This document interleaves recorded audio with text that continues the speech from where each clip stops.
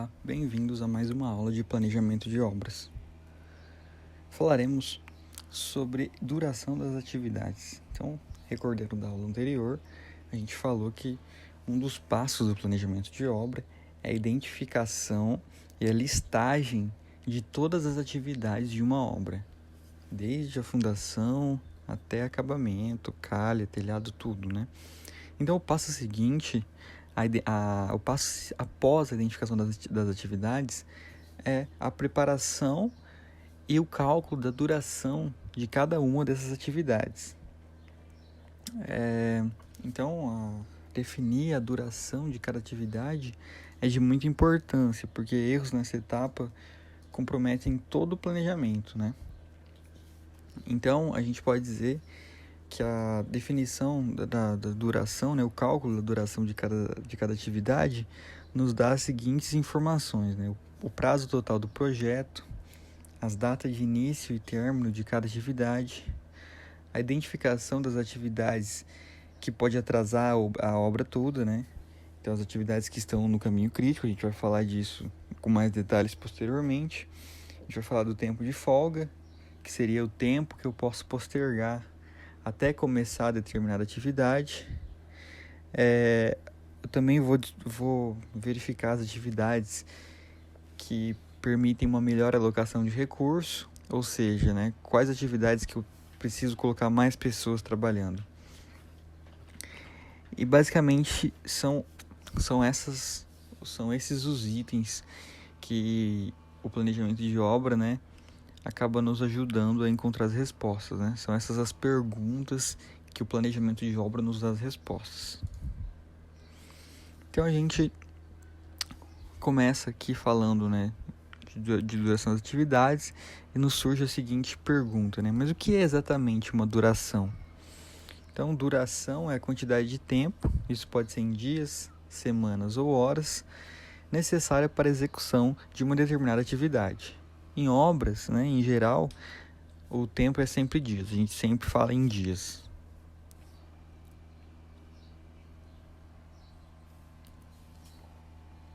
Então, a gente tem algumas regras práticas para atribuição das durações das atividades. Então, a gente sempre avalia as durações de uma atividade de uma a uma. Então, a gente analisa separadamente das demais. Então, a gente adota o dia normal, ou seja, 8 horas de trabalho. Então, não é comum a gente colocar hora extras logo no planejamento e coisas desse tipo. O trabalho à noite, por exemplo. É sempre a gente adota o dia normal. Então, a gente não vai pensar no prazo total da obra. Então, a gente vai analisar etapa por etapa. E a gente também tem que lembrar que dias úteis é diferente de dias corridos, né? Então, tem a quantidade de dias de trabalho, só que também a gente tem os feriados, sábados e domingos. Então, é importante lembrar no processo de planejamento que os dias úteis são diferentes dos dias corridos. Então, aqui surge uma outra pergunta, né? Quais os fatores que vão afetar a duração de uma obra? Então, são 3 os principais fatores, né? A experiência da equipe.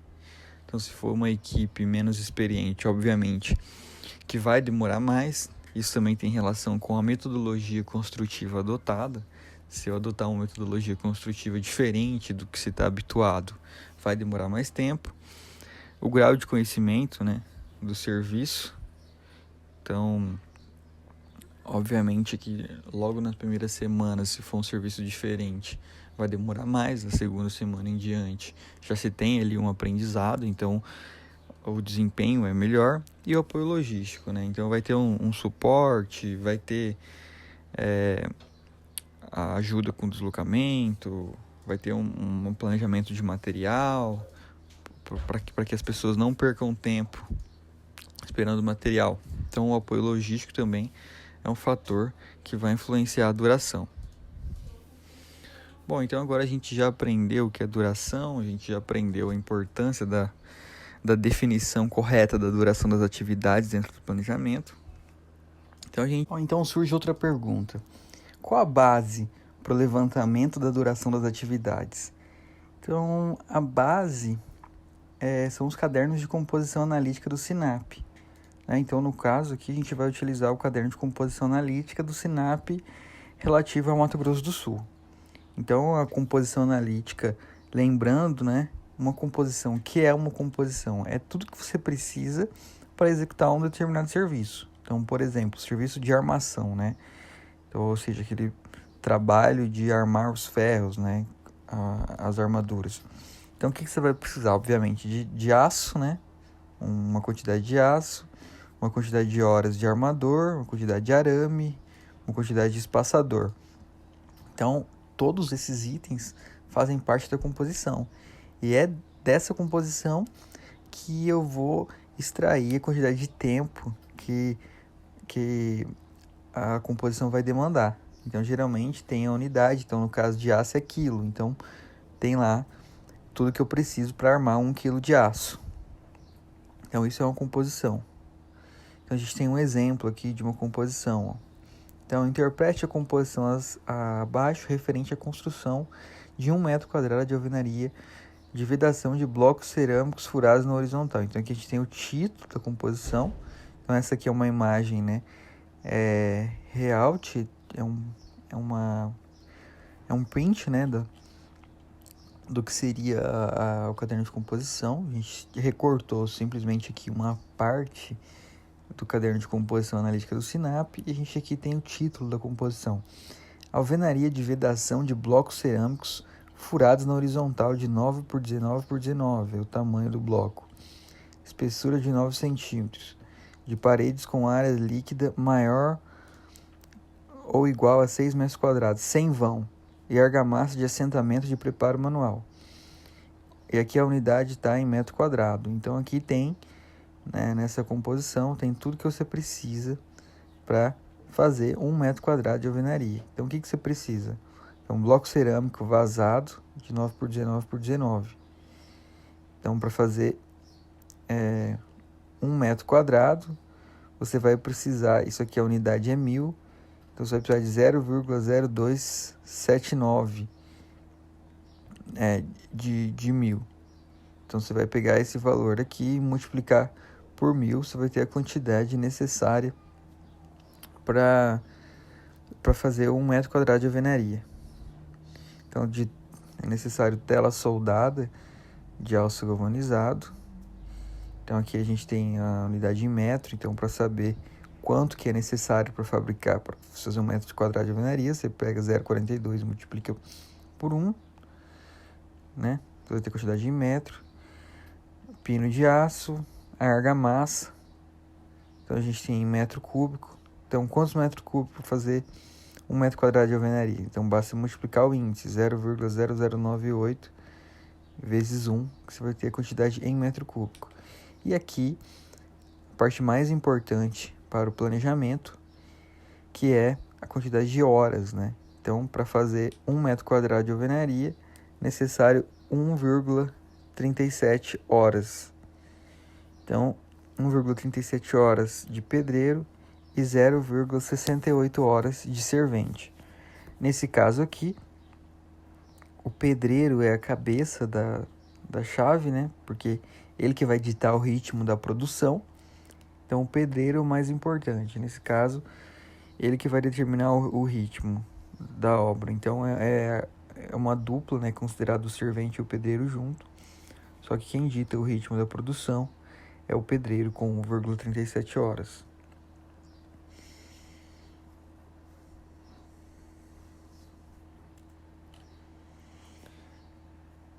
Então, aqui a gente tem, ó, para 1 metro quadrado, necessário 0,08 metros cúbicos de argamassa, e nesse caso aqui, ó, 0,02793 vezes 1000 para se ter a quantidade de bloco cerâmico. Então, nesse caso, dá 27,93 blocos cerâmicos. Então, quase 28 blocos para se fazer 1 metro quadrado de alvenaria. Então, aqui a gente tem um outro exemplo, né? Uma estaca broca de concreto com diâmetro de 25 centímetros. Nesse caso, escavação manual, contrado concha, com armadura de arranque. Então, nesse caso aqui, a gente tem aqui pedreiro e servente, né? O pedreiro vai demorar 0,79 horas e o servente 0,99 horas. Então, nesse caso, quem dita o ritmo da produção, nesse caso, é o servente, que ele vai demorar mais tempo. Então, aqui, o servente que é o responsável por ditar o ritmo da produção, nesse caso. Então, a gente pode dizer que para se fabricar, né, para se fazer 1 metro de estaca-broca de diâmetro de 25, é quase aí 1 hora. Demora 1 hora. Então, dentro dessa composição está incluso aqui o serviço de corte e dobra de aço. Está incluso também a preparação do concreto. Tudo isso faz parte do trabalho de fabricação de uma estaca.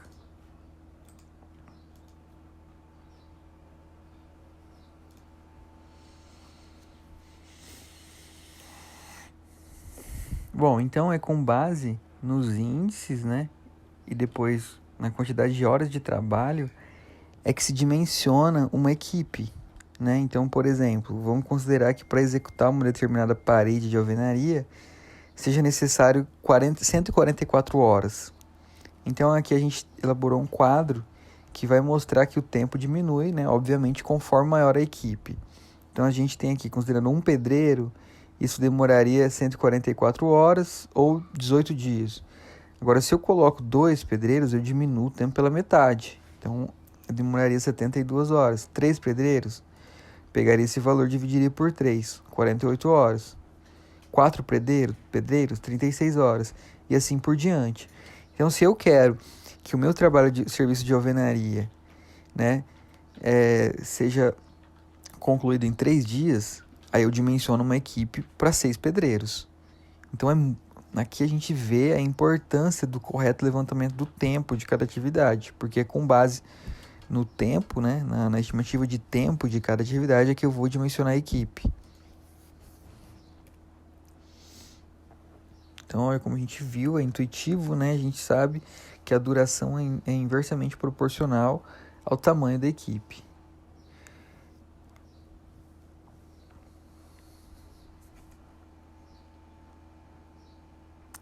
É importante lembrar que eu não posso simplesmente encher de gente trabalhando lá, porque esse valor ele vai esbarrar na limitação física do local, né? Então, por exemplo, se eu estou construindo uma casa pequena, eu coloco ali 25 pedreiros para trabalhar ali.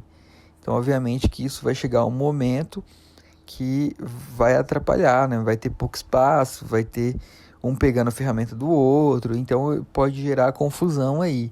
Então, vai chegar um momento em que a diminuição de tempo ela não vai ser tão grande, né? Não é simplesmente pegar o número de horas e dividir pelo tanto de pessoas trabalhando, né? Tem que levar em conta também que se eu colocar muita gente trabalhando, pode ter uma diminuição de tempo aí, pode ter um menor tempo devido às condições físicas ali do local. Então eu tenho algumas opções quanto à duração, né? Eu posso dimensionar a duração em função da equipe. Então, se eu já tenho ali uma quantidade de pedreiros contratados, eu posso falar para o meu cliente qual vai ser a duração com base na equipe que eu tenho.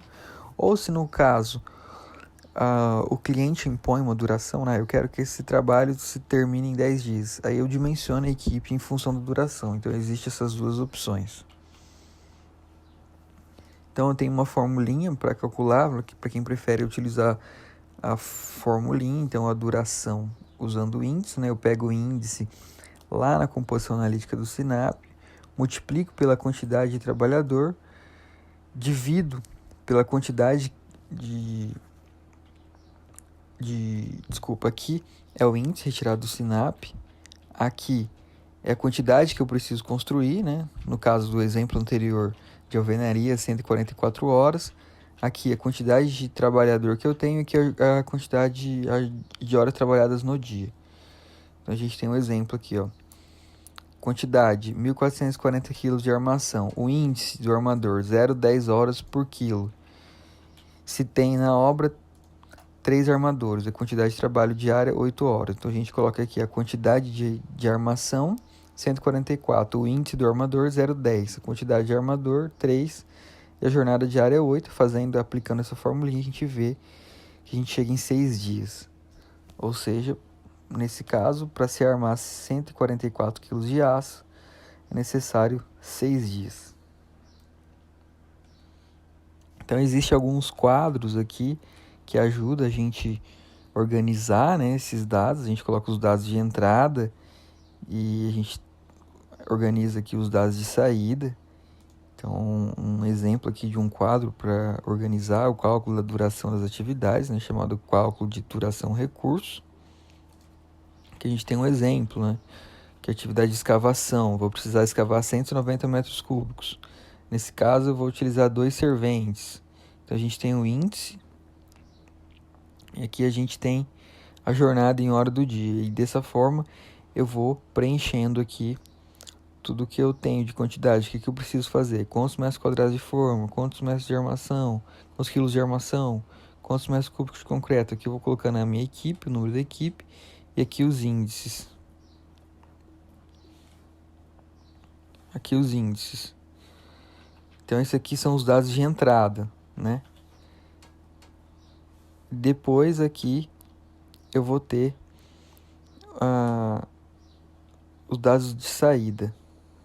Então, aqui a gente tem um exemplo que eu recomendo que vocês façam uma pausa no vídeo e tentem entender, com base no que foi ensinado anteriormente, que tentem entender o preenchimento desse quadro. É isso e até a próxima. Obrigado.